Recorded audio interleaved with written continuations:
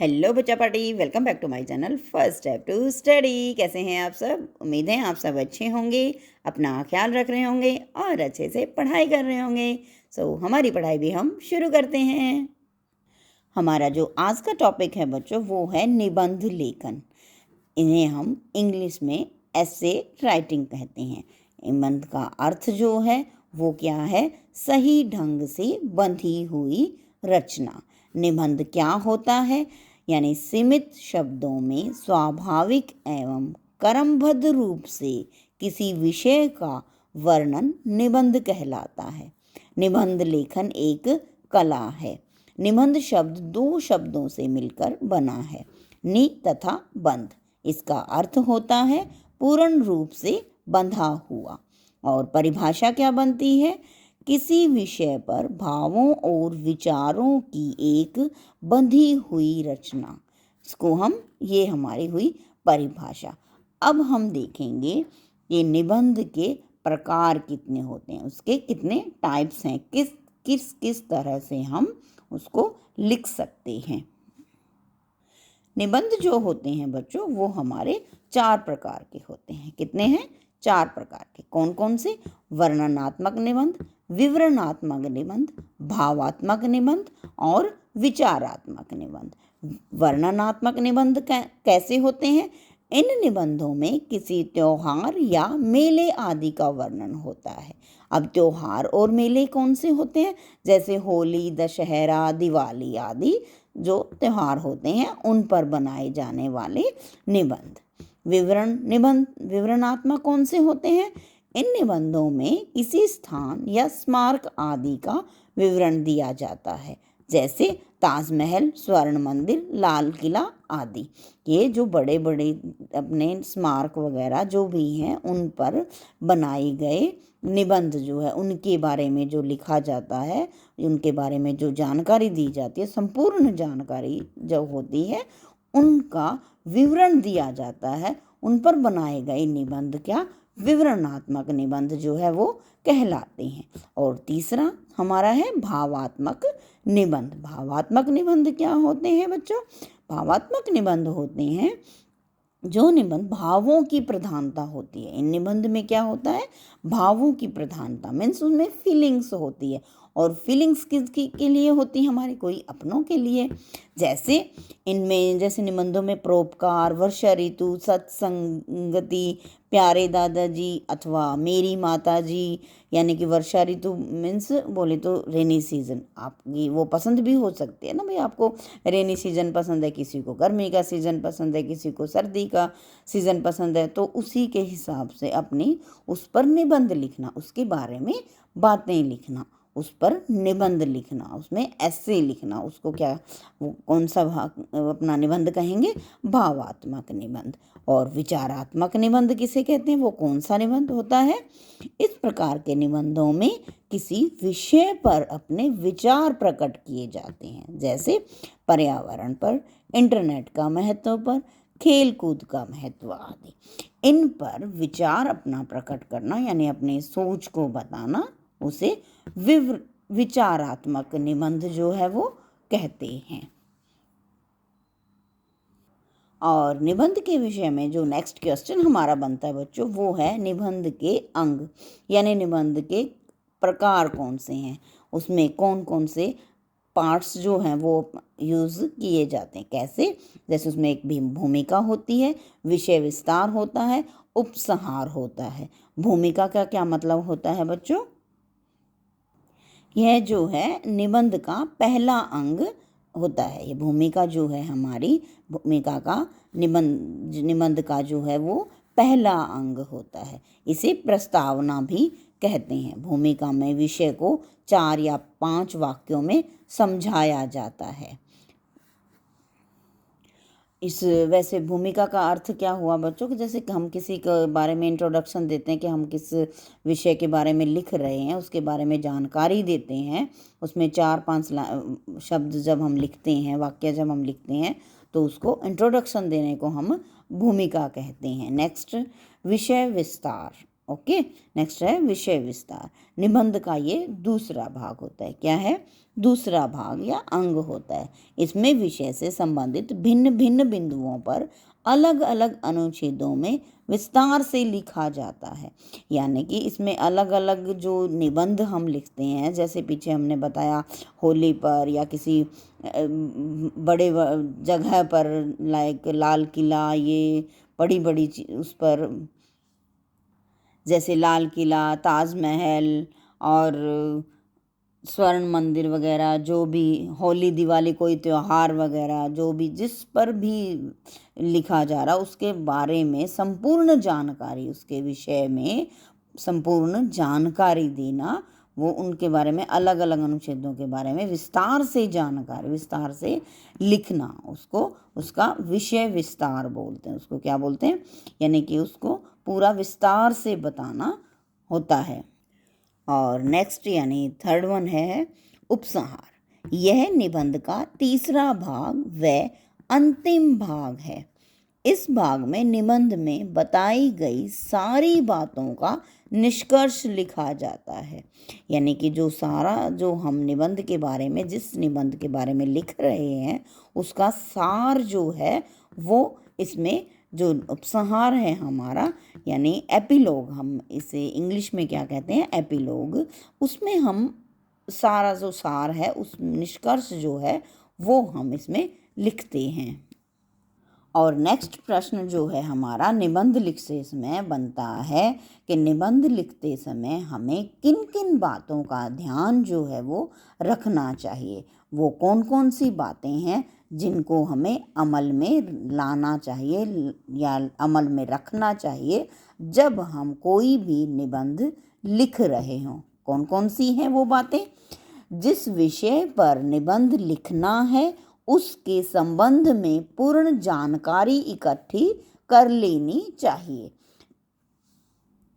इस वाक्य का क्या मतलब है बच्चों? इस वाक्य का मतलब है कि जब जिस भी विषय पर हम निबंध लिख रहे हैं उस विषय के बारे में हमारी जानकारी जो है वो संपूर्ण होनी चाहिए। हमें उसके बारे में पूर्ण जानकारी जो है हमारे पास होनी चाहिए। नेक्स्ट क्या होनी चाहिए हमारे पास? निबंध की एक पूरी रूपरेखा तैयार करनी चाहिए। यानी कि पूरा लेखा जोखा जो है वो हमारे पास मौजूद पहले से होना चाहिए। नेक्स्ट, विचारों का क्रम व्यवस्थित होना चाहिए। जब हम उसे लिख रहे हों तो हमारा जो विचार है वो 1 बाय 1, स्टेप बाय स्टेप मिलना चाहिए, न कि पहली लाइन का विचार चौथी लाइन से मिलना हो या चौथी लाइन का विचार 4th लाइन से मिल रहा हो। ऐसा नहीं होना चाहिए। 1 बाय 1 उसका लाइनें जो हैं वो मैच करने चाहिए कि बात जो भी लिख रहे हो उसको 1 बाय 1 मिलती रहनी चाहिए। किस बात, जो बात जो लिख रहे हैं उसका किस बात से मेल हो रहा है। पहली लाइन का मेल दूसरी से ही होना चाहिए, न कि चौथी और 5वीं लाइन से। उसको लगातार क्रमबद्ध होना चाहिए। नेक्स्ट क्या है? विषय के अनुरूप भाषा का प्रयोग करना चाहिए। अब जब हम किसी भी निबंध किसी विषय पर लिख रहे हो तो उसके अनुसार ही हम उसकी भाषा का भी प्रयोग जो है वो, लैंग्वेज का जो प्रयोग है उसको हमें करना चाहिए। नेक्स्ट है हमारा, भाषा सरल तथा सुबोध होनी चाहिए। और लैंग्वेज भी जो हम लिख रहे हैं, जो भाषा का प्रयोग जो है हम कर रहे हैं वो सरल और सुबोध होनी चाहिए। भाषा जो है हमारी इजी वे में होनी चाहिए। भाषा मुश्किल वाली यूज़ नहीं, जिससे वो जो उसको समझ भी ना आए। निबंध लिखते समय शब्द सीमा का ध्यान रखना चाहिए। शब्द सीमा से क्या तात्पर्य है? मीन्स जैसे 150 वर्ड्स में लिखना है, जैसे 200 शब्दों में लिखने वाले निबंध है, उसको उतने ही शब्दों में लिखना चाहिए। उसको बड़ा या छोटा नहीं करना चाहिए।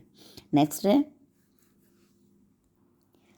निबंध को प्रभावशाली बनाने के लिए यथास्थान उदाहरण, सूक्तियों, मुहावरों और महापुरुषों के कथन आदि का सहारा लेना चाहिए। यानी कि निबंध को इफेक्टेबल जब हम बनाने के लिए जो किसी भी यथास्थान यानी कि जिस स्थान पर कोई एग्जाम्पल देना हो, कोई उदाहरण देना हो, कोई सूक्तियों को यूज़ करना हो, किसी मुहावरे यानी इडियम्स वगैरह को यूज़ करना हो, किसी कहावत वगैरह को, किसी प्रोवर्ब्स को, किसी बात को, किसी बात को कहने को, उसको यथा स्थान पर यानी कि जिस स्थान पर उसको इस्तेमाल करना हो, उसको प्रयोग करना हो, उसे वहीं प्रयोग करना होना चाहिए, न कि किसी दूसरे स्थान पर उसको इस्तेमाल करना हो। जिसका कथन जहाँ बनता है उस कथन को वहीं इस्तेमाल करना चाहिए। दूसरी जगह पर करने से उस बात का मतलब जो है वो बदल जाता है। तो उसको जिस और किस महापुरुष ने कहा है उस बात को भी उस बताना ज़रूरी, और किस बात पर कहा है, किस महापुरुष ने कहा है, उन बातों का भी सहारा लेना चाहिए। और नेक्स्ट है वर्तनी एवं विराम चिन्हों का ध्यान रखना चाहिए। यानी कि जो हम लिख रहे हैं भाषा उसकी शुद्ध वर्तनी होनी चाहिए, शब्दों का यानी मात्राओं का विशेष ध्यान। और क्योंकि आपको पता है अगर मात्रा में मिस्टेक हुई, गलती हुई, तो शब्द का मतलब जो है बच्चों वो बदल जाता है। जब ऊ की मात्रा लग जाती है, छोटे ऊ की मात्रा, बड़े ऊ की मात्रा, किसी भी शब्द पर मात्राओं का गलत प्रयोग इस्तेमाल, जो हम मात्राओं का गलत इस्तेमाल हो जाता है तो शब्द का मतलब बदल जाता है। वर्ड मीनिंग जो हम कहते हैं उसका मतलब जो है वो बदल जाता है। तो उसके लिए हमें क्या है, वर्तनी को यानी कि शब्द में मात्राओं का विशेष रूप से ध्यान रखना चाहिए। विराम चिन्हों का भी प्रयोग सही तरीके से। विराम चिन्ह का क्या मतलब हुआ, जैसे जब हम शब्दों को बोल रहे होते हैं तो हम विराम चिन्हों का अच्छी तरह से इस्तेमाल करना है, क्योंकि विराम चिन्हों से जब हम सेंटेंस को यूज़ कर रहे होते हैं तो उसका मीनिंग चेंज हो जाता है कि वो कहना क्या चाहता है। तो विराम चिन्हों का ध्यान भी अच्छी तरह से रखना चाहिए। तो ये क्या हुआ, निबंध लिखते समय सभी बातों को ध्यान रखने वाली बातें। आइए बच्चों अब हम देखेंगे एक निबंध। हमारा जो निबंध है बच्चों वो है गणतंत्र दिवस पर। गणतंत्र दिवस का निबंध है, गणतंत्र दिवस भारत का राष्ट्रीय त्योहार है। प्रति वर्ष 26 जनवरी गणतंत्र दिवस के रूप में मनाया जाता है। गणतंत्र का अर्थ होता है जनता का शासन। 15 अगस्त 1947 को हमारा देश अंग्रेजों के शासन से आज़ाद हो गया, किंतु उस समय हमारे देश का अपना संविधान नहीं था। 26 जनवरी 1950 को हमारे देश का संविधान लागू हुआ और भारत एक गणतंत्र बना।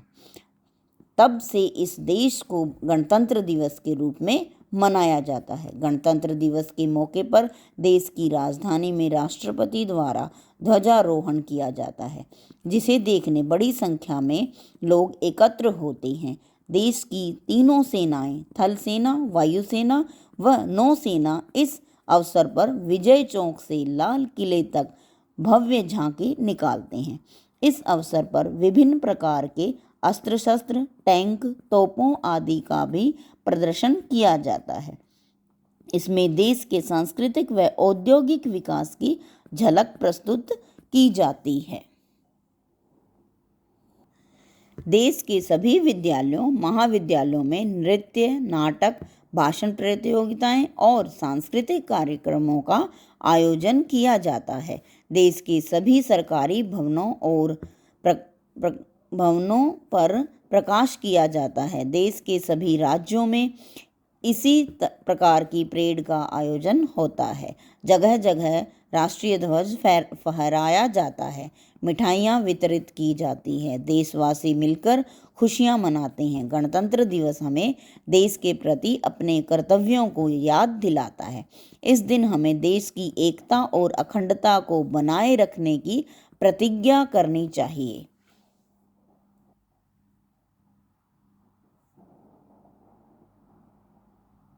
बच्चों आज की वीडियो में हमने देखा निबंध का मीनिंग और उसकी डेफिनेशन यानी उसकी परिभाषा, और निबंध के प्रकार और निबंध के अंग कौन कौन से होते हैं।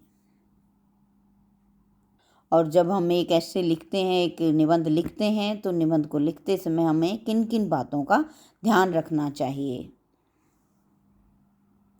सो बच्चों, आज की वीडियो में इतना ही। मिलते हैं नेक्स्ट वीडियो में किसी और टॉपिक के साथ। Till then, bye bye.